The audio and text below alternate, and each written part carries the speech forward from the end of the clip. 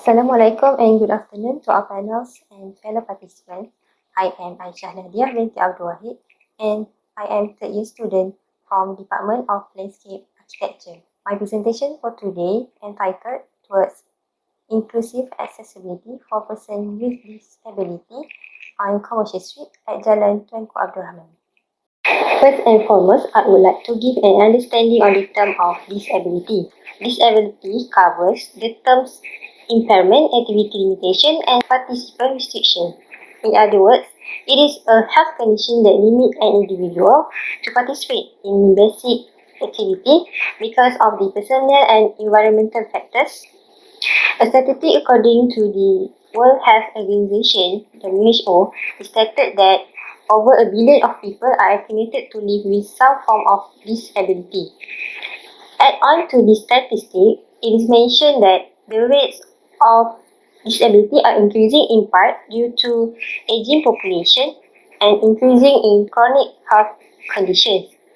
Meanwhile, in Malaysia, it is recorded in 2018 that a total of 486,878 registered as disabled citizens. So the pie chart given is the percentage of registered of PWD with disability categories in 2018. In Islam, disability is seen as a challenge by an individual rather than a form of punishment.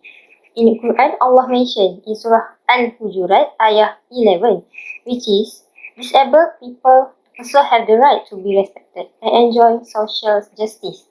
Also, another ayah in Surah An-Nur ayah 61, Allah mentioned that disabled people needed to be provided with basic necessities. As human beings, we must obey Allah's command to protect religion, wealth, intellect, progeny, and life. Thus, to show our respect to disabled people, we should provide them with a comfortable life. So, here is the accessible key concept on disability. Disabled people also need to access information and communication technologies such as languages, braille system, tactile. The next key is discrimination on the basis of disability is actually want to highlight that disabled people also need equal basis like normal people to have freedom in social activity participation.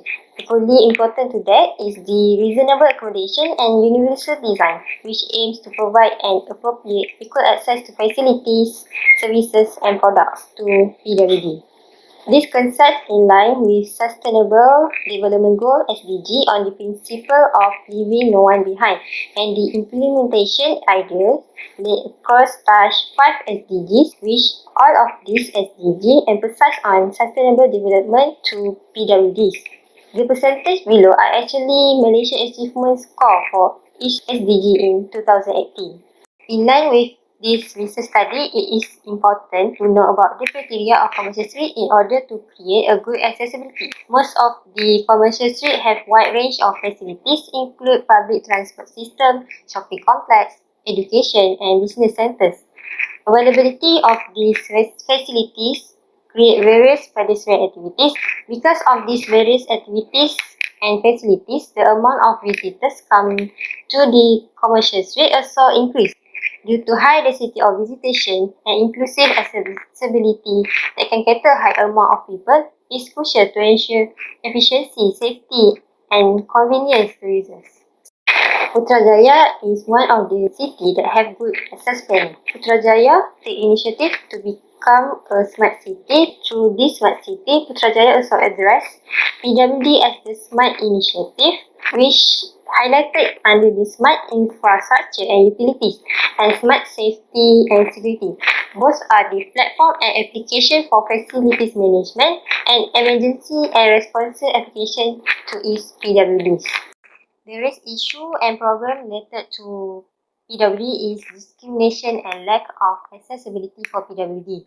In order to cater this issue, we aim to provide inclusive accessibility for PWD on Commercial Street at Jalan Tunku Abdul Rahman. The first objective is to identify problems of street accessibility at Jalan Tunku Abdul Rahman. Second, to discover the needs of PWD to access the commercial street. And third, to suggest inclusive accessibility that are able to address the real needs of PWD. The method used both primary and secondary sources to collect data. For the primary sources, I use two methods, which are observation and survey questionnaire. The purpose of the observation is to record the availability of assessed elements and certify its compliance according to Malaysia standard. For this method, I prepared a checklist and also a camera for visual evidence. For the survey questionnaire, the target is 30 respondents of PWD with the objective to discover the needs of PWD to access the commercial street. These are the results and findings. For this commercial street, I have divided the area into shop houses, office building area, shopping complex, bus stop and pedestrian crossing.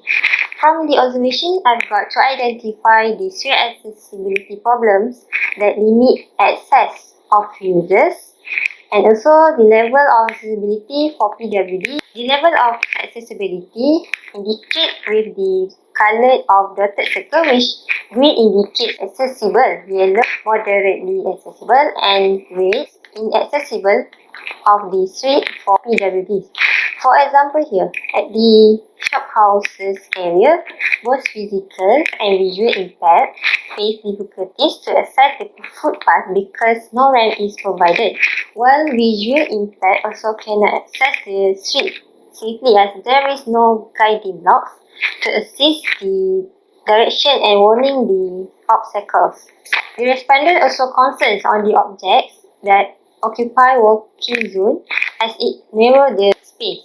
Most of the area at commercial street include at shopping complex area have no guiding blocks, especially at the entrance and stairs, except for the office building area. However, the pavement and the tactiles are lack of maintenance. From the observation, the bus stop area either has no signage of bus route or the font of the wording on the signage are too small, which cause difficulties even to normal users. The respondent from hearing impaired suggests to provide more signal access to assist them to get the info and direct them to their destination. At the pedestrian crossing, the bollard is supposed to be a barrier between the footpath and the main road. However, the narrow space between bollards cause difficulties for physical impaired to access.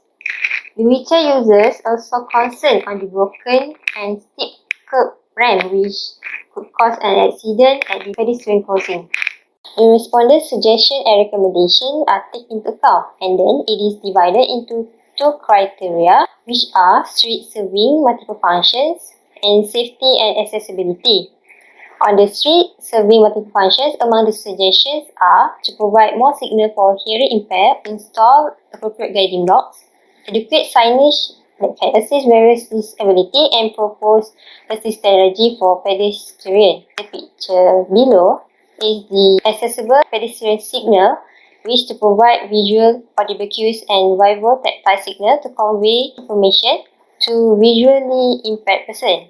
For safety and accessibility, among the suggestions are ramp with appropriate steepness for wheelchair users and adequate stair railings and safe pedestrian crossing with adequate traffic facilities.